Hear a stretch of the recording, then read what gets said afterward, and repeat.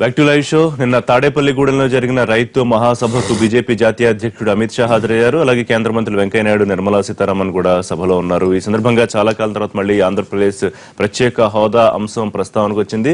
హోదా కన్నా ప్యాకేజ్ ఏ రకంగా మేలు అనే విషయాన్ని మరొకసారి అమిత్ షా చెప్పే ప్రయత్నం చేశారు. ఇక నోట్ల రద్దు రైతులకు ఏ విధంగానూ ఇబ్బంది కాబోదని అమిత్ షా, వెంకయ్యనాయుడు కూడా వ్యాఖ్యానించారు. అలాగే డిజిటల్ వైపు మళ్లాలని ఆంధ్రప్రదేశ్ ముఖ్యమంత్రి పదే పదే చెప్తూ వస్తున్నారు.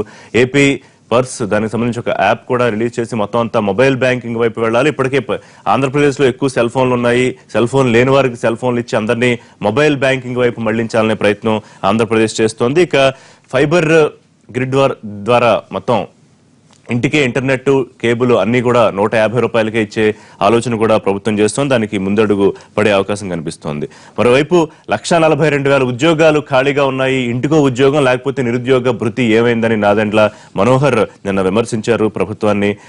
కొత్తగా నిబంధనలకు విరుద్ధంగా కన్సల్టెన్సీకు లక్షల్లో ఎందుకు ఇస్తున్నారని చెప్పి కూడా ఆయన తీవ్ర స్థాయిలో విమర్శించారు. అయితే ఎన్ని ఇబ్బందులున్నా ఏపీ మాత్రం నెంబర్ 1 గా ఉందని చంద్రబాబు వ్యాఖ్యానించారు. ఈ అంశాల మీద లైవ్ షోలో మనం మాట్లాడదాం. మనతో పాటు నందమూరి లక్ష్మీపార్వతి గారు, వైఎస్ఆర్సీపీ జనరల్ సెక్రటరీ, పార్టీ ముఖ్య నాయకురాలు వారు జాయిన్ అవుతున్నారు. వై సాయిబాబు గారు, ఆంధ్రప్రదేశ్ 20 సూత్రాల అమలు కమిటీ చైర్మన్, టీడీపీ సీనియర్ నాయకులు. ఎన్ రమేష్ నాయుడు గారు, ఆంధ్రప్రదేశ్ బీజేపీ ముఖ్య అధికార ప్రతినిధి. జంధ్యాల రవిశంకర్ గారు, ఏపీసీసీ సీనియర్ నాయకులు, ప్రముఖ న్యాయవాది.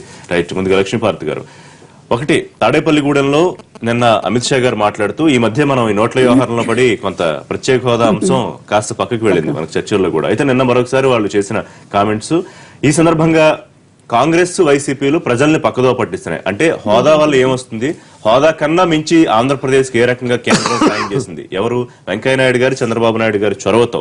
కానీ దాన్ని గుర్తించకుండా మీరు ప్రజలు తప్పుదో పట్టిస్తున్నారు, కాంగ్రెస్ గాని మీరు గాని. అది కాదు, ఎవరు తప్పుదో పట్టిస్తున్నారు చాలా స్పష్టంగా నిన్న వాళ్ళ ఆత్మరక్షణలో పడ్డట్టు చాలా స్పష్టంగా కనిపించింది నాకు. అమిత్ షా మాటల్లో చూస్తే ప్రజల మనసుల్లో పూర్తిగా పాతుపోయిన ప్రత్యేక హోదా అంశాన్ని తొలగించాలన్నట్టుగా, అదేవిధంగా ఇప్పుడు నోట్ల రద్దు విషయం కూడా, దీన్ని కూడా దానికి ఏదో ఎక్స్ప్లెనేషన్ ఇచ్చేటువంటి దానిలో భాగంగా వాళ్ళు ఒక సంజాయిషి ఇచ్చుకునే ధోరణి నాకు కనిపించింది. ఎందుకంటే ఏ రెండు అయితే ఈ రోజు ప్రజల్ని ఇబ్బంది పెడతారు. ఇక్కడ మాత్రం వాళ్ళు డిఫెన్స్ లోనే ఉన్నారు. వాళ్ళు కంప్లీట్ గా వీళ్ళు ఆంధ్రప్రదేశ్ ప్రజలకు జరిగిన 2 మోసాలు, ఇప్పుడు నోట్ల రద్దు సరే మొత్తం దేశవ్యాప్తమైనటువంటి అంశం, ఫస్ట్ దాని గురించి మనం మాట్లాడితే, నోట్ల రద్దు విషయం గురించి మనం మాట్లాడితే, ఈరోజు మనకి 78లో 1978లో మొరార్జీ దేశాయ్ టైంలో నోట్ల రద్దు జరిగింది. అప్పుడు 5,000, 10,000 నోట్లు ఇట్లా ఉన్నాయి, 1000 నోట్లు జరిగినప్పుడు 16% ఆనాడు చలామణిలో ఉండేటువంటి ఆ నోట్లు వాల్యూ ఎంత ఉందంటే 16% మాత్రమే. మిగిలినటువంటి 84% కూడా మామూలు నోట్లు ఉన్నాయి, చిన్న నోట్లు చలామణిలో ఉన్నాయి. అందువల్ల ఆ రోజు ప్రజలు ఎవ్వరూ కూడా సఫర్ కాలేదు. రద్దయినా కూడా పెద్ద నోట్లు ఇబ్బంది ఏం కలగలేదు. ఆ రోజు కూడా పటేలే ఉన్నారు. నోట్ల విషయంగా ముఖ్యంగా అమిత్ షా గారు రాజకీయ ప్రయోజనాల కోసం ప్రధాన ప్రతిపక్షంగా ఉన్న మీరు కానీ కాంగ్రెస్ కానీ ఎట్లా ఉందంటే, నువ్వు ప్రజలు ఇబ్బంది పడుతున్నారు, 78% ప్రజలు ఇబ్బంది పడుతున్నారంటే మీరంతా కూడా బ్లాక్ మనీ సపోర్ట్ చేస్తున్నారా అని. అలాగే హోదా విషయానికి వస్తే నేను అమిత్ షా అంటారు, మేము ఇప్పటికీ ఇచ్చేసామంటున్నాడు ఆయన స్పష్టంగా. మేము ఇప్పటికే సాయం చేశామన్నారు. మేము పక్కనే ఉన్నారు టీడీపీ నాయకులు, ఈయన చెప్పాలి మరి 1,40,000 కోట్లు వస్తే మరి ఎందుకు ఇంతవరకు రాజధాని ప్రారంభం కూడా కాలేదు, వాళ్ళు చెప్పాలి సమాధానం. అదేవిధంగా ప్రత్యేక ప్యాకేజ్ అన్ని కలిపే కదా వాళ్ళు చెప్తుంది, అన్ని కలిపే కదా. అలాగే పోలవరం చూస్తే ఎలా ఉందో మనకి తెలుసు. ఇప్పుడు కూడా ఇంకా కేసులు నడుస్తూనే ఉన్నాయి దాంట్లో గ్రీన్ ట్రిబ్యునల్లో. అందువల్ల మరి దానికి సంబంధించి ఎంత శాతంగా ఇచ్చారు వీళ్ళు, వెనుకబడి జిల్లాలకు ఎంత ఇచ్చారు, మనకంటే తెలంగాణ రాష్ట్రం ఎక్కువ తెచ్చుకోగలిగింది. ఎందుకంటే ఇవన్నీ కూడా విభజన అంశంలో బిల్లు ఆనాటి రాజ్యసభలో పెట్టినటువంటి దాన్ని కూడా ఆంధ్రప్రదేశ్కి ఎంత శాతం మీరు న్యాయం చేశారు. మీరు ఎంతసేపు ఉన్నా మేము ప్యాకేజీ అని చెప్తూ ఆ ప్యాకేజీ క్రింద ఎంత నిధులు విడుదల చేస్తున్నారో గవర్నమెంట్ చెప్పట్లేదు. కనీసం వీళ్ళేమో మేము ఇచ్చేసాం 22,000 కోట్ల రూపాయలు మేము ఇచ్చేసామని ఇప్పటికే చెప్తా ఉన్నారు. 1,00,000 మొత్తం అన్ని కలిపి ఆయన లెక్క చెప్తా ఉన్నారు. 1,50,000 లాస్ట్, ఇప్పుడు కాదు లాస్ట్ రాజమండ్రి సభలోనే ఆయన చెప్పారు. మాకైతే ఇప్పటి వరకు మాకు ఏ నమ్మకం కలగలేదు. ఎందుకంటే చూడండి, ఏ చూసినా కూడా దాదాపుగా 148 మండలాలు కరువులో కోరల్లో చిక్కుని అల్లాడిపోతా ఉన్నాయి. స్వయంగా ముఖ్యమంత్రి గారు లేఖ రాశారు ఇట్లాంటి పరిస్థితి ఉంది అని చెప్పి. హుదూద్ తుఫానికి సంబంధించిన దగ్గర నుంచి మనం తీసుకుంటే కనీసం అక్కడ వాళ్ళు అనౌన్స్ చేసిన 1000 కోట్లు కూడా ఇవ్వకుండా కేవలం 300 కోట్లు మాత్రమే ఇవ్వటం జరిగింది. దీనన్నిటిని కూడా ముఖ్యమంత్రి గారు సమర్థించుకోవటం వల్ల ఈ విధమైనటువంటి ఇబ్బంది ఆంధ్రప్రదేశ్ జరుగుతా ఉంది. అందువల్ల ప్రత్యేక హోదా అనేది ఈ రోజు ప్రతి ఒక్కళ్ళ మనసులో ఉంది. ఈ నోటు ఇబ్బంది వల్ల ఈ రోజు అది డైవర్ట్ టెంపరీగా అవ్వచ్చు, కానీ ఎవరు ప్రజలు మర్చిపోలేదు. ఎందుకంటే దాని ప్రాబ్లమ్స్ అనేది వాళ్ళు ఫేస్ చేస్తా ఉన్నారు. మొన్న అన్యాయం ఇంకొక మాట, 1,20,000 ఉద్యోగాలు మేము ఇచ్చామని ఆంధ్రప్రదేశ్ ప్రభుత్వం, ఎంత దారుణమైన విషయం అంటే ఇప్పటికే 9 లక్షల ఉద్యోగాలే నిరుద్యోగ సమస్య ఈ రోజు ఉందని చెప్పి మనకి సర్వేలో తేలింది. ఇట్లాంటి ఇబ్బందికరమైన పరిస్థితులు, ఉద్యోగాలు లేవు. ఈ రోజు అసలు ఎంప్లాయీస్ కే జీతాలు ఇవ్వలేనటువంటి పరిస్థితుల్లో పడిపోతా ఉంది. 90,000 కోట్ల రూపాయలు అప్పు తీసుకొచ్చింది, మరో 1,30,000 కోట్ల కోసం లేఖ రాసింది కేంద్రం అనుమతించమని చెప్పి. ఇట్లాంటి దారుణమైన పరిస్థితులు ఈ ప్యాకేజీ ఏ విధంగా ఉపయోగపడుతుంది? నాయకులు ఎప్పుడు సందర్భోత్తరం చెప్తూ ఉన్నారు, ఎందుకు హోదా కాదు 14వ ఆర్థిక సంఘం మళ్ళీ నేను అమిత్ షా గారు దాన్ని గుర్తు చేశారు. ఇప్పటికే ప్రభుత్వం కూడా దాన్ని సమర్థించింది. హోదా ఇవ్వలేకపోతున్నారు కాబట్టి సాంకేతికంగా. కానీ వైసీపీ కాంగ్రెస్ లు మాత్రం రాజకీయ ప్రయోజనాల కోసం, ఎందుకంటే ప్రభుత్వం అన్ని ఆనుపానులు చూసుకుని అన్ని క్యాల్కులేషన్స్ చేసుకుని దానికన్నా ఇది గొప్పగా వస్తుందనే కదా ఒప్పుకుంటుంది. కానీ కాంగ్రెస్ వైసీపీలు మాత్రం రాజకీయం చేస్తున్నాయా అమిత్ షా గారు అన్నట్టు? ప్రభుత్వము అంటే తెలుగుదేశం పార్టీ బీజేపీ వాళ్ళతో అలయన్స్ లో ఉంది. వాళ్ళ 9 మంత్రులు వీళ్ళ మంత్రివర్గంలో ఉన్నారు, వీళ్ళ ఎంపీలు వాళ్ళ మంత్రివర్గంలో ఉన్నారు. కాబట్టి న్యాచురల్ గా వీళ్ళు కలిసి మాట్లాడాల్సిందే. డివైడ్ అయ్యి మాట్లాడటానికి కూడా వీళ్ళు నష్టం జరుగుతుందని తెలిసినా కూడా తప్పదు. ఎందుకంటే అక్కడ అమిత్ షా మీకు 1,40,000 కోట్లు ఇచ్చాము, మీరు ఇంతవరకు దానికి అకౌంటింగ్ ఇవ్వలేదని వాళ్ళు వరుస పెట్టి సింగ్ దగ్గర నుంచి వరుసగా రకరకాల మీటింగ్లో విజయవాడలో కానీ చెప్పుకుంటూ వచ్చారు. కానీ ఇంతవరకు దాని మీద తెలుగుదేశం కామెంట్ ఏం లేదు. ఎందుకు స్ప్లిట్ ఇవ్వలేదు, మీరు దానికి కారణాలు ఏమిటి చెప్పట్లే. ఇవాళ కూడా ఆయన చెప్తుంది ఏంటంటే, మీకు ప్రత్యేక హోదా ఇస్తే 90% రాయితీలు వస్తాయి, రాకపోయినా కూడా 60% వస్తాయి, ఇవ్వకపోతే ఆ బ్యాలెన్స్ మేము పే చేస్తున్నాం కదా, మీకేంటి బాధ అంటున్నారు. ప్రత్యేక హోదా అనేది ఒక డబ్బు మానిటరీ వీటి మీద మాత్రమే తీసుకుంటున్నారు. కానీ ఇండస్ట్రియలైజేషను, తర్వాత ఉద్యోగాలు, దాని మీద వచ్చే ఎల్ఐడి ఇండస్ట్రీస్, వాటన్నిటి గురించి వారు మాట్లాడట్లే. మీకు ప్రత్యేక హోదా మిగతా 30% మీ జేబులో నుంచి ఇవ్వడం ఎందుకండి, దాంట్లో ఇచ్చేస్తే సరిపోతుంది కదా, ప్రభుత్వ అకౌంట్ లో నుంచి వస్తుంది కదా, ప్రొవిజన్ ప్రకారం వస్తుంది కదా. ఇంతకు ముందు ఇచ్చిన రాష్ట్రాలకు నష్టం లేదు. ముందు ఇచ్చిన రాష్ట్రాలు ఏం బెనిఫిట్ అయ్యాయంటే, ముందు ఇచ్చిన రాష్ట్రాలకి 10,000 రూపాయలు మీరు కట్టాలి అంటే వాళ్ళ దగ్గర 10,000 రూపాయలు కట్టలేకపోవడం వల్ల మిగతా ఇవ్వలేకపోయారు, అందుకని నష్టపోయారు. అంతే తప్ప 10,000 రూపాయలు కూడా కట్టలేదు. ఇప్పుడు ఇవాళ మన రాష్ట్రం పూర్తిగా సమృద్ధిగా ఉంది. నువ్వు 10,000 కాదు, నువ్వు 20,000 కాదు, 20,000 కోట్ల రూపాయలు కట్టి మిగతా బ్యాలెన్స్ తీసుకోవడానికి మన రాష్ట్రం రెడీగా ఉంది.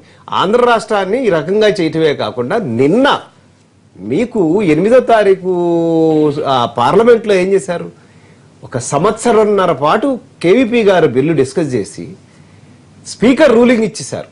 స్పీకర్ రూలింగ్ ఇచ్చి ఇది మనీ బిల్లు కాదు అని రూలింగ్ ఇచ్చిన తర్వాత సెక్రటరీ జనరల్ స్పీకర్ రూలింగ్ ను ఓవర్ రూల్ చేస్తాడు. అంటే ఏ రూల్ ప్రకారం చేస్తాడు చేసి దీన్ని లా అండ్ లెజిస్లేచర్ కి కేంద్ర ప్రభుత్వానికి ఉత్తరం రాస్తాడు, ఇది మనీ బిల్ అని చెప్పి రాయండి అని. వాడు మనీ బిల్ అని రాస్తే ఇది పార్లమెంట్ లో పెట్టాల్సిందే, లోక్సభలో పెట్టాలి, రాజ్యసభలో పెట్టడానికి వీల్లేదని వీళ్ళు రాసిస్తారు. అంటే స్పీకర్ ని కూడా అంటే ఇవాళ మనకి చంద్రబాబు నాయుడు, వెంకయ్య నాయుడు, సుబ్బయ్య నాయుడు, పుల్లయ్య నాయుడు వీళ్ళందరూ కలిసి అక్కడ కూర్చుని ఏం చేస్తున్నారు అంటే, ఈ రాష్ట్రానికి ఇవి పనికిరాదు, ఈ రాష్ట్రానికి మనం ఇవ్వకూడదు, ఈ రాష్ట్రానికి డెవలప్ అంటే కాంగ్రెస్ పార్టీ అయ్యా కొడుతున్నారండి అంటే నువ్వు రెవల్యూషనరీయా, కొడతావరా అంటే నువ్వు రియాక్షనరీ. ఈ రకంగా ఇవ్వకూడదు అని ఇవ్వకూడదని ఏదో కారణాలు చెప్తున్నారు. ఏదో కారణం ఇది ఇవ్వకూడదు. మీ ఆలోచన ఎందుకు ఇవ్వకూడదు? ఒకవేళ కనుక ఇస్తే అటు రాయలసీమకి ఇస్తే కర్ణాటక, తెలంగాణ, తమిళనాడు, ఒరిస్సాకి ఇస్తే ఇటు ఛత్తీస్గఢ్, ఇటు ఉత్తరాంధ్రకి ఇస్తే వచ్చి ఛత్తీస్గఢ్, ఒరిస్సా వీళ్ళందరికీ మళ్ళీ చుట్టుపక్కల రాష్ట్రాలకి ఇవ్వాలి. ఇవన్నీ వాళ్ళ తేనె కట్టినట్టే వస్తుంది అని చెప్పి బూచిని చూపించేటప్పటికి ఉత్తరాఖండ్కి ఇచ్చాం అదేం బాగుంది, అస్సాంకి ఇచ్చాం అదేం బాగుంది. వాళ్ళకి కనీసం డబ్బులు 10,000 రూపాయలు అడిగితే 10,000 రూపాయలు కట్టలేని పరిస్థితిలో ఉన్న రాష్ట్రాలకి ఇచ్చి నువ్వు వాళ్ళు చేయలేకపోయారు కాబట్టి నష్టపోతున్నావు అని. మీకు నార్త్ ఈస్ట్ కి వచ్చేటప్పటికి వాళ్ళకి స్పెషల్ ఆర్టికల్ ఉంది. ఆ స్పెషల్ ఆర్టికల్ ప్రకారం వాళ్ళు చేయడం జరిగింది. ఇప్పుడు నువ్వు దాన్ని ఇంట్రడ్యూస్ చేస్తావా, ఏ విధంగా ఇంట్రడ్యూస్ చేస్తావు మనకి అక్కడ అది చాలా ఇంపార్టెంట్ ఇష్యూ. హిమాచల్ ప్రదేశ్ తర్వాత మీకు ఉత్తరాఖండ్ లో ఎన్ని జాబ్స్ పెరిగినాయండి విపరీతంగా. కరెక్ట్ గా చెప్పారు. ఫస్ట్ ఇయర్ లోనే ఎన్డీ తివారీ గారు ఆయన చీఫ్ మినిస్టర్ గా ఉన్నప్పుడు ఫస్ట్ ఇయర్ లో ఆయన చీఫ్ మినిస్టర్ గా ఫస్ట్ చీఫ్ మినిస్టర్ గా తీసుకున్న ఫస్ట్ ఇయర్ లో ఆ రోజుల్లో 2002 ప్రాంతాల్లో 40,000 కోట్ల రూపాయల ఇన్వెస్ట్మెంట్ వచ్చింది ఆ స్టేట్ కి. అది మనం అక్కర్లేదా, మనం అడగమా?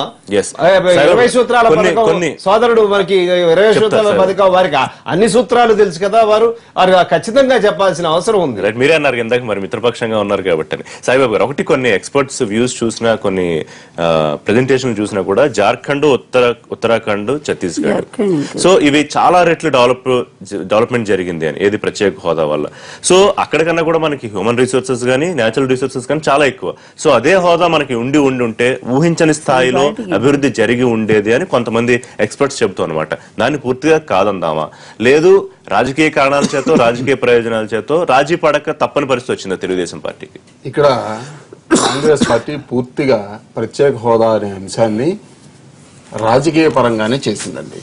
వీళ్ళు పార్లమెంట్ లో బిల్లు పెట్టినప్పుడు బిల్లులో ఎటువంటి ప్రత్యేక హోదా గురించి పెట్టలేదు. వాళ్ళు ప్రధానమంత్రి చేత లోక్సభలో కాకుండా రాజ్యసభలో చిన్న హామీ ఒకటి ఇప్పించేసి మామా అనిపించారు. కాబట్టి వాళ్ళ మళ్ళీ అదే కాంగ్రెస్ పార్టీ బిల్లులో గనక ప్రత్యేక హోదా అనే అంశం ఉండి ఉన్నట్టే మళ్ళీ ప్రైవేట్ బిల్లు పెట్టాల్సిన అవసరం ఏముంది? ఇక్కడ టెక్నికల్ గా దాన్ని ఫాల్ట్ చేసి దీన్ని ఈ విధంగా అంటున్నారు. అట్లాగే జంజాల రవిశంకర్ గారు ఇందాక ఒక మాట అన్నారు, వెంకయ్య నాయుడు, చంద్రబాబు నాయుడు, సుబ్బయ్య నాయుడు, పుల్లానాయుడు అట్లా వ్యక్తిగతంగా వాళ్ళు ఒక ఎలక్టెడ్ రిప్రజెంటేటివ్స్ గా ఆ హోదాల్లో ఉన్నారు కానీ వ్యక్తిగతంగా అక్కడ పోలేదని. వ్యక్తిగతమైన విమర్శలు అటువంటివి చేయకూడదండి. ఇవాళ ఎవరైనా మాట్లాడినా కానీ గౌరవప్రదంగా మాట్లాడాలి. తెలుగుదేశం పార్టీ రాష్ట్రానికి ఏ విధంగా మేలు జరగాలి, ఏ పథకాల కింద రావాలి, ఏ విధంగా రావాలి, 5 సంవత్సరాల కాంగ్రెస్ గవర్నమెంట్ లో గానీ లేదా 10 సంవత్సరాల కాంగ్రెస్ గవర్నమెంట్ లో గానీ ఎన్ఆర్ఈజీఏ కింద ఎన్ని డబ్బులు తీసుకొచ్చారు రాష్ట్రానికి? ఇవాళ ఒక్క సంవత్సరంలో 5,000 కోట్ల రూపాయలు ఎన్ఆర్ఈజీఏ కింద వస్తుంది. ఏ విధంగా రాగలిగింది? ఇది మిత్రత్వం వల్ల రాగలిగింది, పనులు చేయటం వల్ల రాగలిగింది, ఇవన్నీ కూడా జరిగింది. ప్రత్యేక హోదా వల్ల కొన్ని రాష్ట్రాలు బాగుపడ్డాయని మీరు చెప్తున్నారు. ఆ రాష్ట్రాల్లో జీడిపి ఎంత ఉంది, ఆ రాష్ట్రాల్లో పర్ క్యాపిటల్ ఇన్కమ్ ఎంత ఉంది, ఆ రాష్ట్రాల్లో పెట్టుబడి ఎంత వచ్చినాయి, ఈ సంవత్సరం ఈ 15-16 సంవత్సరంలో ఆంధ్రప్రదేశ్ రాష్ట్రంలో పెట్టుబడి ఎంత వచ్చినాయి నేనే వ్యక్తిగతంగా నేను చెప్పట్లేదు. రిజర్వ్ బ్యాంక్ ఆఫ్ ఇండియా ఇచ్చిన క్యాలిక్యులేషన్స్ చూసుకోండి, వీటి ప్రకారం చూసుకోవాలి కానీ ఇది రాలేదు అది రాలేదు అనేది మనం వ్యక్తిగతంగా అట్లా మాట్లాడటం కూడా కరెక్ట్ కాదండి. ఇవాళ ప్రత్యేక హోదా వల్ల ఏ అంశాల్లో మనకు బెనిఫిట్ జరుగుద్దో ఆ బెనిఫిట్లన్నీ తీసుకురావడానికి ఆంధ్రప్రదేశ్ గవర్నమెంట్ ఆఫ్ ఇండియాతో కానీ బీజేపీతో కానీ ఎన్డీఏతో కానీ ఎప్పటికప్పుడు పరిశీలి చేస్తానే ఉన్నామండి. ఎక్కడ ఇందులో వెనకడు లేదు. ఓఏపీ కింద ఎక్స్టర్నల్ ఈఏపీ కింద వచ్చే ప్రాజెక్టులన్నీ కూడా అదర్ బెనిఫిట్ కింద తీసుకోవడానికే ప్రయత్నం చేస్తాం. సాయిబాబు గారు, ఒకటి ప్రత్యేక ప్యాకేజ్ అనుకుందాం, లేకపోతే స్పెషల్ అసిస్టెన్స్ అనుకుందాం, కేంద్రం ఏ మాట చెప్పినా సహాయం. మరి దానికి సంబంధించి ఇంకా ఒక్కడికి కూడా ముందుకు పడలేదు కదా. దానికి సంబంధించి చట్టబద్ధత మీరు అడిగారు, దానికి సంబంధించి చట్టబద్ధతకి ప్రామిస్ రాలేదు. అడుగు ముందుకు పడలేదు అనుకోవటం కూడా అది కూడా రాంగ్ ఇంటర్ప్రిటేషన్ జరుగుతా ఉన్నారు. రాజధాని విషయంలో ఇప్పటికే కొంత డబ్బులు ఇవ్వటం జరిగింది. అదే విధంగా పోలవరం విషయంలో ముందుకెళ్ళటం జరిగింది. ఒక ప్రభుత్వం కేంద్ర ప్రభుత్వం నుంచి అవి చట్టబద్ధం అయ్యి లేదా కొన్ని డబ్బులు రావడం రిలీజ్ లోపు స్టేట్ గవర్నమెంట్ ఎక్కడ ఆగలేదండి.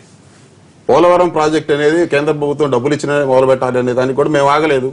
It is going on project. ఈ లోపునే బెనిఫిట్ తీసుకొని పట్టుసీమ ద్వారా ఇవాళ గుంటూరు జిల్లాలో గానీ కృష్ణా జిల్లాలో గానీ పట్టుసీమ ద్వారా ప్రకాశం బ్యారేజీకి కృష్ణా జిల్లా గానీ గుంటూరు జిల్లా గానీ నీళ్లు వచ్చినాయా రాలేదా? ఇవాళ రైతులు ఇవాళ నాగార్జున సాగర్ నుంచి ఒక చుక్క నీళ్లు రిలీజ్ కాలేదు. రాజధాని కోసం మీరు ఇచ్చిన లేటెస్ట్ ఎస్టిమేషన్స్ నాకు తెలిసి 58,000 కోట్ల దాకా ఉంది దాదాపు. బట్ కేంద్ర సాయం 2,500 కోట్లు. అంటే ఇప్పటికే 2,500 కోట్లు సాయం చేయడం జరిగింది. రాబోయే రోజుల్లో సాయం చేయమని 1,000 కోట్లకే ప్రామిస్ ఉంది అనుకుంటా. కాదండి, రాబోయే రోజుల్లో ఇంతే సాయం చేస్తాం, ఇంతకన్నా ఎక్కువ సాయం చేయమని ఎక్కడన్నా చెప్పారా?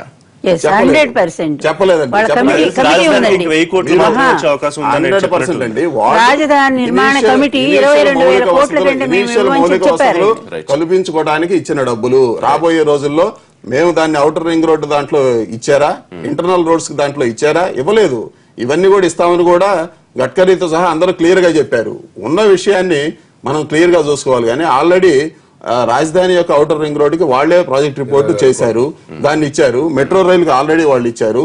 Internal sewerage, internal drinking water వాటన్ని కూడా ఒక మాట చెప్పండి. సో తెలుగుదేశం ప్రభుత్వం ఇవాళ ఆంధ్రప్రదేశ్ ప్రభుత్వం ఫుల్లీ సాటిస్ఫైడ్ కేంద్రం రాష్ట్రానికి చేస్తున్న ప్రజల అవసరాలు చాలా ఎక్కువగా ఉన్నాయండి. సాటిస్ఫాక్షన్ అనేది ఎప్పుడు కూడా కాదు. ఇవాళ మిగతా అవసరాలు కూడా వాళ్ళకున్న పరిధిలో వాళ్ళు చేస్తున్నారు అనే దానికి ఉన్నాము. వీటిలో ఇంకా మీరు చేయాల్సింది అనేది తెలుగుదేశం పార్టీ అక్కర్లేదా, కావాలా? మీరు ప్రత్యేక హోదా గురించి తెలుగుదేశం పార్టీ డే 1 ఆ రోజు పార్లమెంట్ లో చర్చ జరుగుతున్నప్పుడు కూడా పెట్టింది ఒక్క తెలుగుదేశం పార్టీనే. కాంగ్రెస్ పార్టీ నిజమైన ద్రోహం చేసింది. ఇందులో బిల్లులో ఎందుకు పెట్టలేదు మీరు చెప్పండి? ప్రత్యేక హోదా వద్దనే విషయంతోనే బిల్లులో పెట్టలేదు కాంగ్రెస్ పార్టీ. ఆ రోజున ఎందుకు బిల్లులో పెట్టలేదు? బిల్లులో పెట్టలేదు. ఒక నిమిషం రిషి, ఆ తర్వాత క్యాబినెట్ లో పెట్టి పంపించడం జరిగింది. క్యాబినెట్ లో రాష్ట్రపతి పంపించడం జరిగింది. క్యాబినెట్ లో వచ్చిన ప్రభుత్వం ఎందుకు దాన్ని పర్సూ చేయలేదో, కేంద్ర ప్రభుత్వం ఎందుకు పర్సూ చేయలేదో చెప్పాలి. రాష్ట్రపతి ఉన్నాడు. ఇచ్చిన మాట పక్కకు తప్పుకుని వాగ్దాన భంగం చేసి కొంచెం పెద్ద మాటలు చెప్పుకోవాలంటే దాన్ని కవరప్ చేయడానికి, ఆ డ్యామేజ్ కంట్రోల్ చేయడానికి వచ్చినప్పుడల్లా గొప్ప సాయం చేస్తాం అనే మాట చెప్తున్నారా? అమిత్ షా గారు 6 నెలలు తిరగకముందే 2 సార్లు ఆంధ్రప్రదేశ్ పర్యటనకు రావడం జరిగింది. ఎందుకు వచ్చాము అంటే ఆంధ్రప్రదేశ్ పట్ల మాకున్నటువంటి చిత్తశుద్ధి, అంకిత భావం. అదే సమయంలో ఆంధ్రప్రదేశ్ ప్రజల్లో ఉన్నటువంటి ఎక్కువ మంది రైతాంగం ఏదైతే ఉందో ఆ రైతాంగానికి సంబంధించినటువంటి కేంద్రంగా ఉన్నటువంటి పశ్చిమ గోదావరి జిల్లాలో మరొకసారి పర్యటన పెట్టుకోవడం జరిగింది. ఈ సందర్భంలో మేమందరం కూడా కార్యకర్తలందరూ కూడా క్షేత్రస్థాయిలో పనిచేయడం జరిగింది. వీళ్ళు చెప్తున్నటువంటి నోట్ల రద్దుకు సంబంధించిన విషయం కావచ్చు, ప్రత్యేక హోదాకు సంబంధించినటువంటి అంశాల మీద కూడా మేము క్షేత్రస్థాయిలో పరిశీలించడం జరిగింది. పోతున్నటువంటి క్రమంలో రైతులు తమ ఇబ్బందులు చెప్తున్నటువంటి క్రమంలోనే ఇప్పటి వరకు భారతీయ జనతా పార్టీ ఆంధ్రప్రదేశ్ కావచ్చు, రైతాంగానికి కావచ్చు చేసినటువంటి సహకారానికి సంబంధించి వివరిస్తున్నటువంటి క్రమంలో చాలా స్వాగతిస్తున్నటువంటి వాతావరణం మాకు కనపరిచింది. రెండోది, పోలవరాన్ని కూడా నేను విజిట్ చేయడం జరిగింది. ఏలూరు పార్లమెంటుకు ఇన్ఛార్జిగా ఉండడం జరిగింది. ఈ కార్యక్రమానికి సంబంధించి చాలా వేగవంతంగా కూడా పనులు జరుగుతున్నాయి.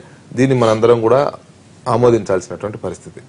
ఒకటి, ప్రత్యేక హోదాకు సంబంధించినటువంటి విషయంలో ఇలాంటి మేధావులందరూ కూడా ఏదో ఒక రకమైనటువంటి కొర్రీలు వేస్తూ రంధ్రాన్వేషణ చేస్తున్నటువంటి క్రమంలో మేము చెప్పేది ఏంటంటే ప్రత్యేక హోదా వల్ల వచ్చేటువంటి వనగూరేటువంటి ప్రయోజనాలు ఏవైతే ఉన్నాయో ఆ ప్రయోజనాలన్నీ కూడా ఆంధ్రప్రదేశ్కి మేము ప్రాధాన్యత క్రమంలో ఇస్తూనే వస్తున్నాము. చట్టంలో ఉన్నటువంటివే కాకుండా లేనటువంటి చాలా రకాలైనటువంటి అంశాల్లో మేము ముందుకు పోవడం జరిగింది. ఇప్పటి వరకు 2.5 సంవత్సరంలో రాష్ట్రాల విభజన జరిగిన తర్వాత ఇంత వేగవంతంగా ఏ రాష్ట్రానికి కూడా నిధులు బదిలీ కావచ్చు, ప్రాజెక్టులు అనుమతి కావచ్చు, అభివృద్ధి కార్యక్రమాలు, సంక్షేమ పథకాలు, మౌలిక సదుపాయాలకు సంబంధించి కొత్త రాష్ట్రాన్ని ఎప్పుడూ ఆదుకోలేదు. దేశంలో మన ఆంధ్రప్రదేశ్ ఒక్కటే విడిపోలేదు, తెలంగాణ ఒకటే విడిపోలేదు, అనేక రాష్ట్రాలు విడిపోతున్నటువంటి క్రమంలో మేము చూపినంత చొరవ ఏదన్నా అప్పుడు బీజేపీ వాజ్పేయి గారి హయాంలో కూడా మా ప్రభుత్వాలే రాష్ట్రాల్లో ఉన్నప్పటికీ కూడా ఇంత వేగవంతంగా అప్పుడు అందించలేదు, కానీ అంతకన్నా ఎక్కువ అందించామని చెప్తున్నాం. తప్పనిసరిగా మాకే సాధ్యమైంది. ఇంకొక విషయం ఏంటంటే చాలా మీరు ఆలోచన చేయాలి. రాజధానికి సంబంధించినటువంటి విషయంలో కూడా మాకు ఒక ఆలోచన విధానం ఉంది. డిపిఆర్ ఇవ్వకముందే పెద్దలు ఇందనక చెప్పినట్లు 2,500 కోట్లు ఇవ్వడమే కాకుండా అక్కడ ఉన్నటువంటి మౌలిక సదుపాయాల కల్పన, రింగ్ రోడ్డు లేకంటే మెట్రో ప్రాజెక్ట్స్ అన్నిటి కూడా నిధులు ఇవ్వడం జరిగింది.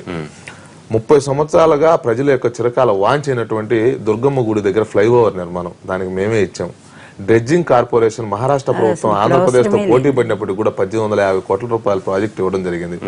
ఇలాగ ఏ విషయంలో కూడా మేము ఆంధ్రప్రదేశ్ చేయట్లేదు. అమిత్ షా గారు చెప్తారు, మీరు వెంకయ్య అంతా పెద్ద లిస్ట్ ఉంది, కానీ మనం హోదా మీద ఫోకస్ చేస్తున్నప్పుడు ఒకటి ఖచ్చితంగా ఏదైనా కారణంతో మీరు ఇవ్వలేదు. ఋషి గారు, ఆంధ్రప్రదేశ్ కు సంబంధించిన ప్రత్యేక హోదా వల్ల వచ్చేటువంటి ఉపయోగాలు తగ్గిపోయే ప్రస్తుత పరిస్థితుల్లో అది ఎక్కడా నిరుద్యోగ సమస్య పరిష్కారం చూపలేదు, ఎక్కడా ప్రజల యొక్క జీవన ప్రమాణాలు మెరుగుపరచలేదు, జీడిపి వృద్ధి రేటు లేదు, ఆ ప్రాంతంలో తలసరి ఆదాయం ఏం పెరగలేదు. ఇవన్నీ కూడా సైంటిఫిక్ రీజన్స్. అంతేకాకుండా మన పక్కన ఉన్నటువంటి రాష్ట్రాలు ఏవైతే ఉన్నాయో వీళ్ళకి సంబంధించిన మొయిలీ గారు చట్టంలో పొందుపరిచినటువంటి మొయిలీ లాంటి వాళ్ళు వాళ్ళకి తెలియకపోవచ్చు. కాదు ప్రశ్న మీరు ప్రశ్న అడగండి, మేము జవాబు చెప్పడానికి సిద్ధంగా ఉన్నాం. కాబట్టి ప్రజలు కూడా హర్షించారు, ఆమోదించారు. కాబట్టి ప్రతిపక్షాలు ఇచ్చేటువంటి పిలుపుకు రోడ్ల మీదకి రావట్లేదు. హర్షించి అది ఎప్పుడైతే మీరు సమాజం ఆంధ్రప్రదేశ్ లో ఉంది. దాని గురించి 20 ఫిబ్రవరి 2014 వెంకయ్యనాయుడు గారి స్పీచ్ లో పార్లమెంట్ లో వారు అధ్యక్ష 5 సంవత్సరాలు కాదు అధ్యక్ష రెవెన్యూ లోటు భర్తీ చేయడం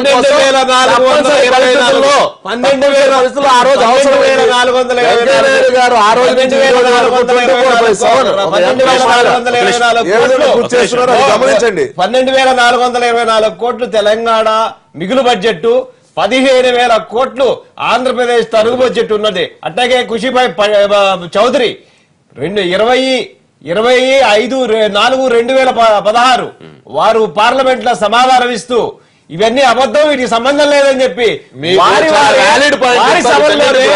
వారే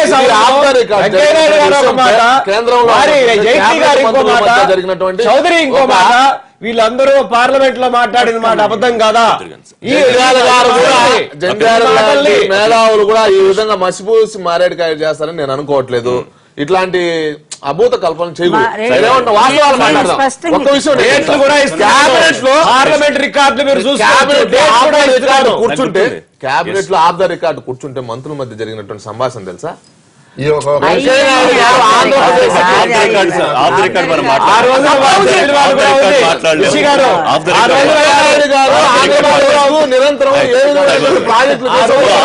చాలా మాట్లాడుకుంటాం.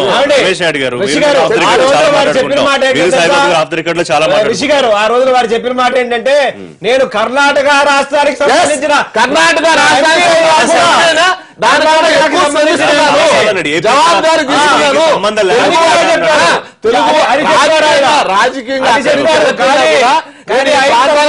తెలుగువాడిగా విశాఖపట్నం వరకు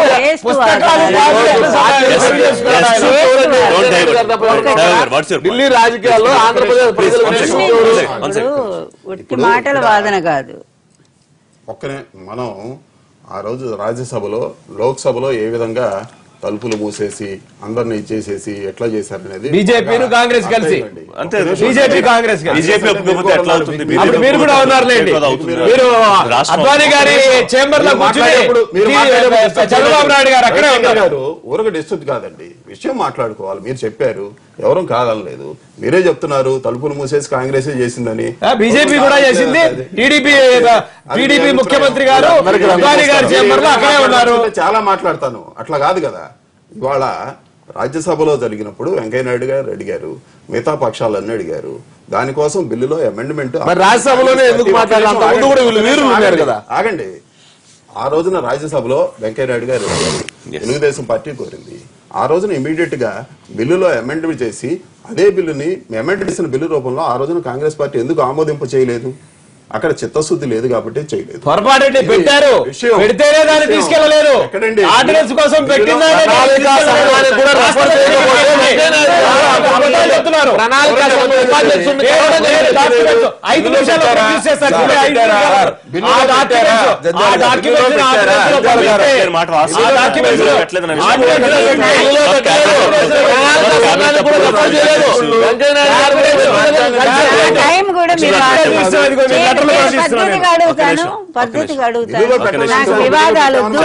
వివాదాలొద్దు. రాజ్యసభలో ఇప్పుడు వీరు చెప్పినటువంటి ప్యాకేజీ వెనుకబడ్డ జిల్లాలు లేకపోతే ఎయిమ్స్ తరహా ఇవన్నీ కూడా హాస్పిటల్స్, యూనివర్సిటీ, గిరిజన యూనివర్సిటీస్, కారిడారు ఇవన్నీ కూడా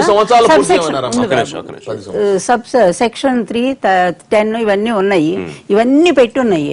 ఈ రోజు వాటినే మాటికి అమిత్ షా గారు చెప్తూ మేము అవి తీసుకొస్తున్నాం, ఇవి తీసుకొస్తున్నాం, అది ఆల్రెడీ ఉంది. ప్రత్యేక హోదా అంశానికి వస్తే ప్రత్యేక హోదా ప్రైమ్ మినిస్టర్ మాట అంటేనే అది విలువైంది రాజ్యసభలో. మళ్ళీ నెక్స్ట్ ఇది జరగలేదు కనుక లోక్సభ దాంతోనే. ఆ తర్వాత గతంలో జరిగినటువంటి రాష్ట్రాలకు కూడా ప్రత్యేక హోదా ఎలా పోయింది, మీకు ఎగ్జిక్యూటివ్ ఆర్డర్ ద్వారా పోయింది, బిల్లులో పెట్టలేదు. అవి కూడా బిల్లులో లేవు అసలు, మీరు చూడండి దయచేసి. అందువల్ల అదే విధంగా వీళ్ళ కేబినెట్ జరిగింది, కాంగ్రెస్ పార్టీ కేబినెట్ తర్వాత జరిగింది, మన్మోహన్ గారి అధ్యక్షతన జరిగింది. వాళ్ళు దాన్ని పాస్ చేశారు, ప్రత్యేక హోదా 5 సంవత్సరాలే చేశారు. దాన్ని ఎగ్జిక్యూటివ్ ఆర్డర్ పాస్ చేయాలి. అంతలో ఎలక్షన్లు వచ్చాయి, పోయింది, వీళ్ళు వచ్చారు. తర్వాత 13వ ఫైనాన్స్ కమిషన్ కి, తర్వాత 14th ఫైనాన్స్ కమిషన్ కి మధ్య 8 నెలల గ్యాప్ ఉంది. కమిషన్ కూడా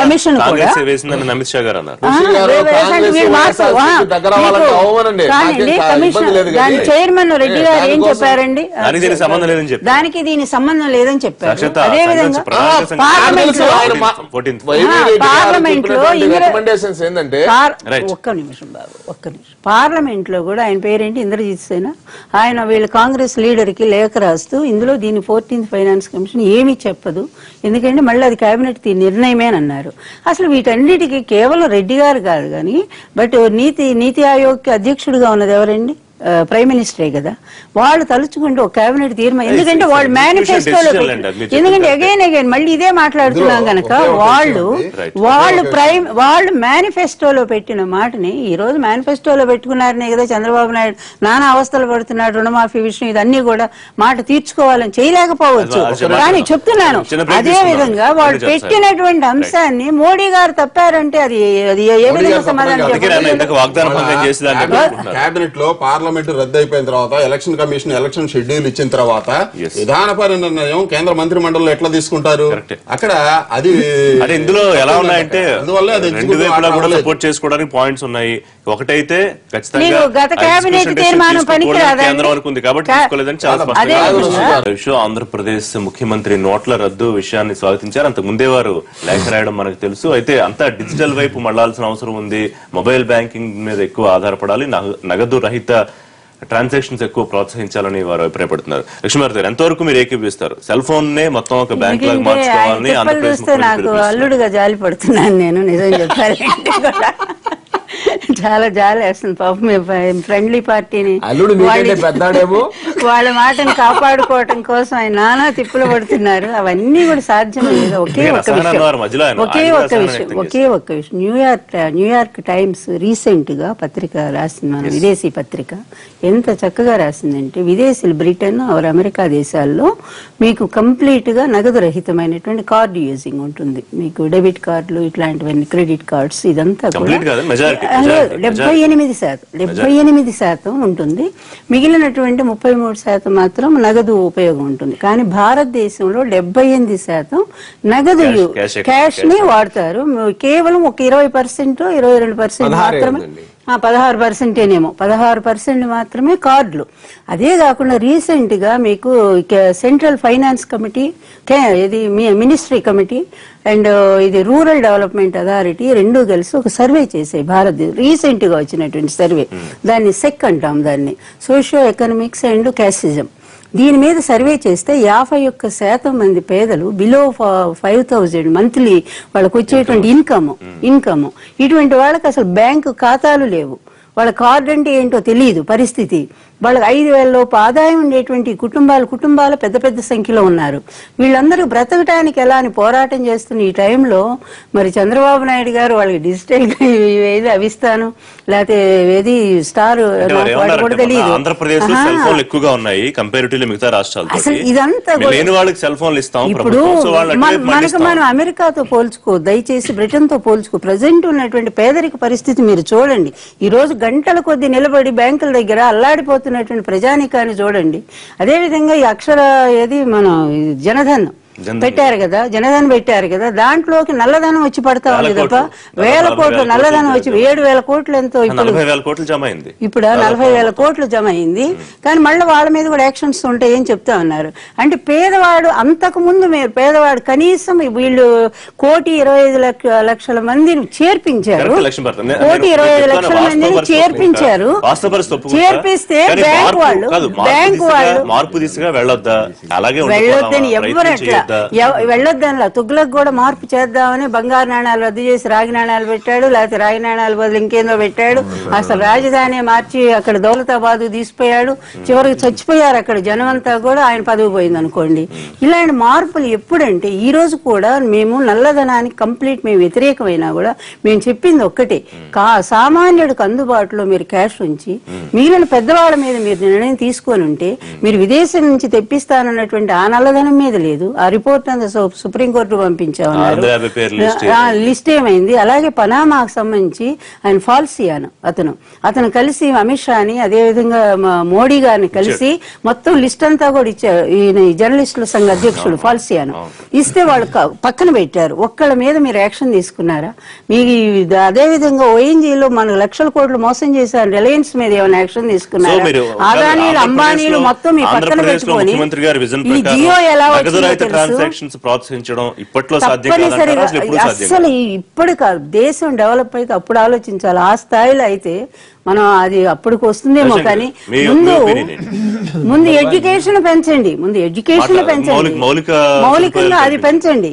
అమెరికాలో మాక్సిమం ప్లాస్టిక్ యూజ్ చేసే కంట్రీలో కూడా వాళ్ళకి 13.5% క్యాష్ సర్క్యులేషన్. నెక్స్ట్ లండన్ లో కూడా, బ్రిటన్ లో కూడా వాళ్ళకి కూడా క్యాష్ సర్క్యులేషన్. నియంతలు పరిపాలిస్తున్న క్యూబా లాంటి చోట ఒక 2 కంట్రీస్ లో మాత్రమే క్యాష్ రహితమైన జరగడం జరిగింది. ఇక్కడ భారతదేశంలో జన్ధన్ యోజన మంచి ఐడియా అనుకోండి. ఆధార్ కార్డుకి లింక్ చేసి దాన్ని అందరికీ అకౌంట్లు ఓపెన్ చేశారు. ఆ అకౌంట్లు ఓపెన్ చేసినప్పుడు మినిమం బ్యాలెన్స్ మెయింటైన్ చేయకపోతే నీకు అకౌంట్ క్లోజ్ చేసేస్తారు. ఇవాళ ఒక్క ఐసిఐసిఐ బ్యాంక్ కి 500 రూపాయల నాటి కట్టలు మాత్రం ఐసిఐసిఐ బ్యాంక్ మాత్రమే రిజర్వ్ బ్యాంక్ పంపించింది. ఐసిఐసిఐ బ్యాంక్ లాంటి దాంట్లో కొత్త నోట్లు మినిమం బ్యాలెన్స్ ఎంత? 10,000 రూపాయలు మెయింటైన్ చేస్తే నీ అకౌంట్ మెయింటైన్ అవుతుంది. అకౌంట్ హోల్డర్ కి మాత్రమే మేము 500 రూపాయలు ఇస్తామన్నారు అంటున్నారు. ఈ జన్ధన్ యోజనలో ఓవరాల్ గా వీళ్ళందరి అకౌంట్లలోకి అందరికి 40,000 కోట్ల రూపాయలు వచ్చి పడ్డాయి. ఇది ఇన్వెస్టిగేషన్ లో ఎవరికి వెళ్ళినాయి, ఎవరి దగ్గర వేశారు, ఎవరు వేశారని పట్టుకుంటారు ఖచ్చితంగా. అంతకుముందు దాదాపు 5.6 కోట్ల అకౌంట్ లో అసలు డబ్బులు లేవు. ఇప్పుడు ఇంకో వస్తుంది, మీరు డిక్లరేషన్ ఇవ్వాలి. వైట్ కార్డ్ హోల్డర్ కి డిక్లరేషన్ ఇవ్వాల్సి వస్తుంది. నీ అకౌంట్ లో ఆ సంవత్సరం నువ్వు 10,000 రూపాయలు ఈ జన్ధన్ యోజన ప్రకారంగానే రాగానే నీ వైట్ కార్డు క్యాన్సిల్ అవుతుంది. First white card Aadhaar card cancel అయిపోతుంది. ఇప్పుడు ఎటువంటి పరిస్థితి తీసుకెళ్తున్నారంటే వీటిని చూపించి వీళ్ళందరికీ అకౌంట్లు పోతాయి. అకౌంట్లు పోయిన తర్వాత ఇప్పుడు మా చంద్రబాబు నాయుడు గారు ఏమంటున్నారంటే వాళ్ళందరికీ కూడా, అంటే సెల్ఫీ ప్రైమ్ మినిస్టర్ ఒకళ్ళైతే కాపీ చీఫ్ మినిస్టర్ ఇంకోళ్ళు. ఇప్పుడు మనకి సెల్ఫీలు తీసుకునే వాళ్ళు ఏ ఫోన్లు ఇవ్వాలి? పూర్తిగా నీకు టచ్ స్క్రీన్ ఇస్తే తప్ప ఇవన్నీ యాప్లని డౌన్లోడ్ చేసుకోలేవు. అది ఆపరేట్ చేసే అధికారం, ఆ అవకాశం రోజు కూలీకి వెళ్ళేవాడికి ఉంటుందా? ఆ రోజు కూలీకి నువ్వు ఏ విధంగా డబ్బులు ఇవ్వాలి? నువ్వు క్యాష్ రూపంలో డబ్బులు ఇవ్వాలి, లేదంటే వాడి అకౌంట్ లో వేసుకుంటే తప్ప జరగదు. వాడి అకౌంట్ పోతుంది, లేకపోతే వాడి అకౌంట్ పోతుంది. అకౌంట్ లో జమ వస్తేనేమో ఆధార్ కార్డు పోతుంది, జమ రాగానే వైట్ కార్డు పోతుంది. ఇవి రకంగా చేసి అల్టిమేట్ గా ఏం చేయదలుచుకున్నారంటే ఆధార్ కార్డుని, పాన్ కార్డుని వీటన్నిటిని లింక్ చేసి ఈ బెనిఫిట్స్ దగ్గర నుంచి మొత్తం అందరికి, సిలిండర్ల దగ్గర నుంచి, ఆధార్ కార్డుల దగ్గర నుంచి అన్ని మొత్తం కలిపి తీసి పారేసి అందరినీ రోడ్డు మీద పారేయడానికి ఒక బృహత్కరమైన పథకం ఒకటి గుజరాతీ మోడల్ ఆఫ్ ధనిక వర్గ పాలన చక్కగా ఇంప్లిమెంట్ చేస్తుంది ఈ దేశంలో. అద్భుతంగా ఉంది. జరిగితే గానీ చంద్రబాబు నాయుడు గారు అనుకుంటున్నట్టుగా నగదు రహిత ట్రాన్సాక్షన్ చేయడం, అందరికీ సెల్ ఫోన్ ద్వారా బ్యాంకింగ్ అలవాటు చేయడం అనేది సాధ్యం కాదా? చేస్తే అద్భుతంగా ఉంటుంది.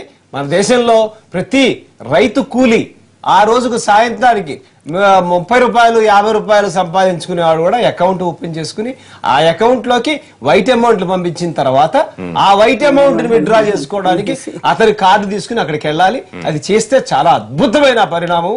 ఈ దేశం బాగా బాగుపడుతుంది. సార్, ఇందులో అకౌంట్ లో డబ్బులు వేసుకుంటే ఆధార్ కార్డు క్యాన్సిల్ అయిపోద్ది అనే మాట చాలా తప్పండి. ఒక్క నిమిషం అండి. ఆధార్ కార్డు అనే దానికి మిగతా దానికి సంబంధం లేదు. ఆధార్ కార్డు అనేది మనం ఇండియన్ సిటిజన్ గా యూడిఐడిఓ నుంచి ఇచ్చిన ఒక It's an identity. గుర్తింపు కార్డు అంతే గానీ దానికి వేరుగా సంబంధం లేదు. రేషన్ కార్డు అది cancel ఒక నిమిషం, అవుతుందా? వైట్ ఒక రేషన్ నిమిషం కార్డు అండి. అన్నారు. ఖచ్చితంగా అవుతుంది. రూల్స్ చదవదు. ఆధార్ కార్డు క్యాన్సిల్ అవుతుందనే మాట వస్తూ ఉపసంహరించుకోవాలండి అందరం కూడా. మనందరం కూడా చదువుకున్న వాళ్ళం, మిగతా వాళ్ళకి వ్యూయర్స్ కి మనం రాంగ్ ఇప్పుడే కంగారులో పానిక్ లో ఉన్నారు వాళ్ళు, ఇంకా కంగారు పడతారు. ఆధార్ కార్డు అనే దానికి దీనికి సంబంధం లేదు. Aadhaar card it is an identity card, Yes. అంతేగాని అంతకుమించి దేనికి లేదండి. రెండవది, ఈ రేషన్ కార్డు కానీ ఇవన్నీ కూడా రాష్ట్ర ప్రభుత్వాల పరిధిలో ఉన్నాయండి. కొన్ని రాష్ట్రాల్లో 50,000 ఇన్కమ్ ఉన్న వాళ్ళకే బిలో పావర్టీ లైన్ అన్నారు, కొన్ని రాష్ట్రాల్లో 1,00,000 వరకు అన్నారు, కొన్ని రాష్ట్రాల్లో 1,50,000 వరకు కూడా ఇచ్చారు. ఇది స్టేట్ గవర్నమెంట్లు డిసైడ్ చేసుకునే విషయం. అట్లాగే గవర్నమెంట్ ఆఫ్ ఇండియా కూడా ఒక ఇన్కమ్ ట్యాక్స్ ఇంపోజ్ చేయాలన్నా ఏం చేయాలన్నా కానీ నేను డే 1 నుంచి చెప్తున్నానండి, ఇన్కమ్ ట్యాక్స్ చట్టంలో మార్పులు జరగాల, మార్పులు జరగంది దీని కనుక ఇంప్లిమెంటేషన్ కుదరదు అనేది. తర్వాత నగదు రహితము ఇవన్నీ ఉన్నామంటే ఇవాళ విత్డ్రాన్ నోట్స్ అండి, ఇవాళ రద్దు చేయబడినాయి కదా, ఆ నోట్లే రద్దు చేయబడినాయి, అవి విత్డ్రాన్ అండి. విత్డ్రాన్ అటుకు రీప్లేస్మెంట్ ఇస్తున్నారు, 14 లక్షల కోట్లు ఇస్తున్నారు. గవర్నమెంట్ ఆఫ్ ఇండియా ఒక సంవత్సరంలో కలెక్ట్ చేస్తున్న ట్యాక్సెస్ 14 లక్షల కోట్లు అండి.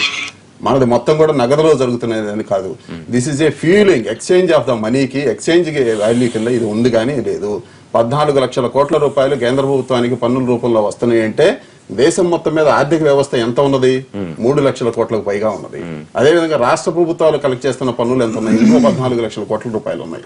ఇది మీడియం ఆఫ్ ఎక్స్చేంజ్ కిందే ఉపయోగపడుతుంది కానీ ఇదే పూర్తిగా కాదు. మీడియం ఆఫ్ ఎక్స్చేంజ్ ని ఫిజికల్ నోట్ నుంచి డిజిటల్ ఫామ్ లోకి మార్చుకోవాలి. ఇవాళ రాష్ట్ర ప్రభుత్వం ఆల్రెడీ 2 సంవత్సరాల నుంచి కొన్ని ఇంప్లిమెంట్ చేసిందండి. ఇవాళ ఈ పాస్ ద్వారా రేషన్ కార్డు అనేది ఈ పాస్ ద్వారా ఇవ్వటం ఆల్రెడీ డిజిటలైజేషన్ చేశాము. అదేవిధంగా పెన్షన్ ఇవ్వటం అనేది కూడా డిజిటలైజేషన్ చేయటం జరిగింది. అదేవిధంగా ఇటీవల కాలంలో 11,000 కోట్ల రూపాయలు రైతులకి రుణమాఫీలో ఇస్తే మొత్తం కూడా ఆన్లైన్ ట్రాన్స్ఫర్ లో రైతుల అకౌంట్లకే ఇవ్వటం జరిగిందండి. ఎక్కడ నగదు పంపిణీ జరగలేదు. ఇవాళ ఈ విధంగా మారుతా ఉంది. చిన్న డౌట్, ఇవి ప్రభుత్వాలు చేసే కార్యక్రమాలు. ఇవాళ ఒక రైతో లేకపోతే ఒక రైతు కూలియో మరి ఇంకొక వృత్తిదారులో సెల్ ఫోన్ తీసుకుని మొత్తం అప్లికేషన్స్ తో బ్యాంకింగ్ వ్యవస్థ ఇదంతా చేసుకోవడం సాధ్యంగా అనేది లక్ష్మీ భారత్ గారు, రవిశంకర్ గారు అభిప్రాయపడ్డారు. రాబోయే రోజుల్లో ఈ విధంగా మనం మారాలని అని చంద్రబాబు నాయుడు గారు 100% ఇదే చేయాలి, ఇది మేము అమెండ్ చేయబోతున్నాం అనేది కూడా సార్ చెప్పలేదండి. ఇవాళ చంద్రబాబు నాయుడు గారు ఏం చెప్పారు? ఈజీ మోడ్ ఆఫ్ ఎక్స్చేంజ్ ని ఈజీగా మనం డిజిటలైజేషన్ మార్చుకుంటే మనందరికీ కన్వీనియన్స్ పెరుగుతుంది అనేది చెప్పారు. ఇవాళ రైతులందరూ కూడా రుణమాఫీలో వాళ్ళ అకౌంట్ లో డబ్బులు వచ్చినాయా రాలేదా? పెన్షన్లు వాళ్ళందరికీ వాళ్ళ అకౌంట్ లో వస్తున్నాయా రావట్లేదా? అట్లాగే డ్వాక్రా మహిళలు అందరూ అకౌంట్ ద్వారా ఆపరేట్ చేసుకుంటున్నారు. అది కాంగ్రెస్ ప్రభుత్వం ఉండొచ్చు, తెలుగుదేశం ప్రభుత్వం ఉండొచ్చు, అకౌంట్ ద్వారానే జరుగుతుంది. ఇంకా వీటిని ప్రోత్సహించాలనేది ప్రధాన ఉద్దేశం. సోదరుడు అద్భుతంగా చెప్పారు. ఎందుకంటే ఆయనకి 20 సూత్రాల పథకం గురించి బాగా తెలుసు కాబట్టి 20 సూత్రాలకి ఆధార్ కార్డు మీరు ఒక అడ్వకేట్, ఆధార్ కార్డు క్యాన్సిల్ అవుతుంది చెప్పొద్దు. అదే నా రిక్వెస్ట్. శ్రీరాధ కవి సార్వభౌముడు ఆయన అడిగారు, ఏందయ్యా నీ కవిత్వం ఇట్లా ఎవరికి అర్థం కాదంటే, పండితుల అయిన వాళ్ళకి మా మేధస్సుని మదింపజేసేది నాకు సావిత్యం. సార్ చెప్పింది అద్భుతంగా అర్థమయ్యే వాళ్ళకి మాత్రం అర్థం అవుతుంది. సామాన్య మానవుడు పామరుడికి అర్థం కాదు. పామరుడికి అర్థమయ్యేది ఏందినయా, నా 30 రూపాయలు నాకు ఇవ్వయా, నా 50 రూపాయలు నాకు ఇవ్వయా అని అనుకునే ఒక రోజు కూలీని నువ్వు statistics, economics, apps, financial direction కనుక అయ్యా బాబు నువ్వేం చెప్పదలుచుకున్నావు? వైట్ కార్డు డబ్బు నీ చేతికి వస్తే అర్హులకి వైట్ కార్డు ఏం చేయదు ఇంపార్టెంట్. మంచి అడ్వకేట్, ఆధార్ కార్డు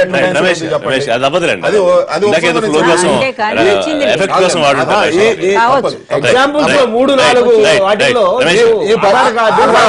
మీరు 2-3 సార్లు ఇన్సిస్ట్ చేస్తారు. ఒకటి దేశంలో ఒకే క్వశ్చన్ దేశంలో ఒక నిమిషం అండి. దేశంలో ప్రధానమంత్రి గారు కానీ ముఖ్యమంత్రి గారు చాలా గొప్ప విజన్ ఉండొచ్చు, కానీ మౌలిక సదుపాయాల విషయంలో భారతదేశం ఏ స్థాయిలో ఉంది? ఇవాళ ఎంతమంది ఇంకా బహిరంగ మల విసర్జనకు వెళ్లకుండా ఉన్నారు? ఎన్ని స్కూల్స్ లో ఇంకా టాయిలెట్స్ అందుబాటులో లేకుండా ఉన్నాయి? ఎంతమంది 3 పూట్ల అన్నం తింటున్నారు? ఇలాంటి అనేక క్వశ్చన్లకు సమాధానం చెప్పాక మనం డిజిటల్ వైపు వెళ్ళిపోదాం, లేకపోతే అందరిని ఆకాశంలోకి తీసుకెళ్లిపోదాం. ఖచ్చితంగా వెళ్లాల్సిందే. దీని అంతటి కారణం కాంగ్రెస్ వేలుబడి. కానీ ఈ పక్షం రోజుల్లో మనం బాగా చూసినట్లయితే క్యాష్లెస్ ట్రాన్సాక్షన్ 300 రెట్లు పెరిగింది. అది నగదు లేకపోవచ్చు.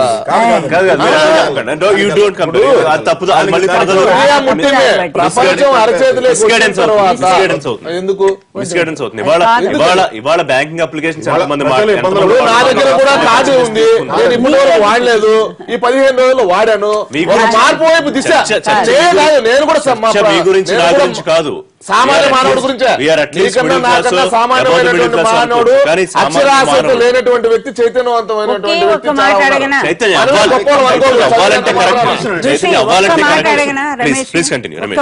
చెప్పండి. ఎంతవరకు సాధ్యం అనేది ఏదైనా సాధ్యమే. మార్పుకు మనం అందరం కూడా మానసికంగా సిద్ధం కావాలి, సిద్ధం చేయాలి. ఆ రోజు పివి నరసింహారావు గారు, ఆ రోజు ఇదే మాజీ ప్రధాని మన్మోహన్ సింగ్ గారు చేపట్టినటువంటి సంస్కరణ ఫలితంగా ఈ 10 సంవత్సరాల్లో మనం ఫలాలు అందాయి. దాన్ని కూడా మనం ఇది హర్షించాలి. కాబట్టి నరేంద్ర మోడీ గారు కావచ్చు, చంద్రబాబు నాయుడు గారు కావచ్చు, వీళ్ళు తీసుకుంటున్నటువంటి విధానాలు ఏవైతే ఉన్నాయో దాని కారణంగా తప్పనిసరిగా దీర్ఘకాలికమైనటువంటి ప్రయోజనాలు ఉన్నాయి. ఈ వ్యవస్థకు పట్టినటువంటి జాడ్యం ఏదైతే ఉందో దాన్ని తొలగించడం కోసం మీకు ఆలోచన ఉంటుంది. మీరు ఒక పని చేయండి. ముందు ఏం చేస్తారంటే దేశవ్యాప్తంగా ముఖ్యంగా